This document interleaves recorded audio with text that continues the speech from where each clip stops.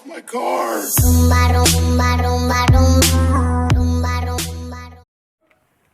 И здравейте хора, аз съм Димчо, той Исак. Днеска ще направим кексче в чаша. Трябва ни тенджера, мляко, прясно мляко и сладолед по избор. Ние избрахме банан. Взимате пакетчето и слагате в тенджерата. И това ли го слага? Да.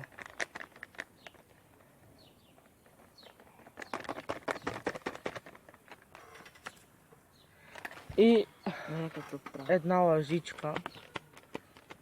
Слагате млякото вътре.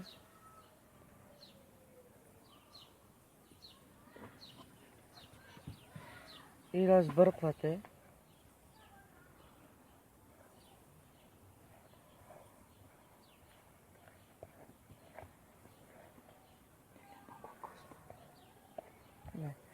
Разбърквате ей така.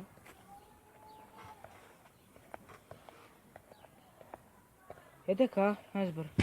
Не да е по-лесно. Навиш?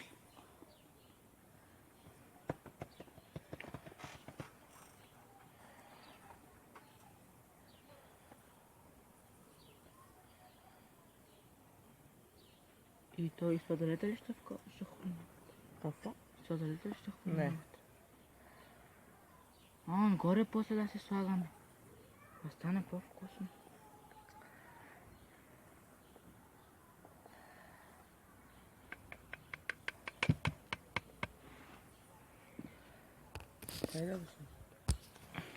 И така се получава.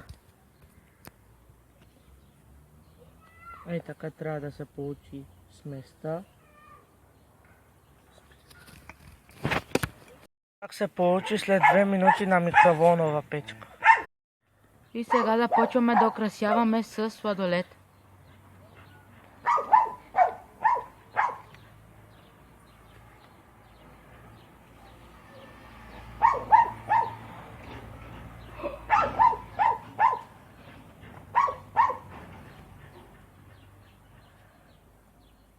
На по-го намажи картофили. Ей така. Амажи го картофилия. Не. Ако ви е харесал клипа, дайте палец нагоре и се абонирайте за нашия канал. Чао!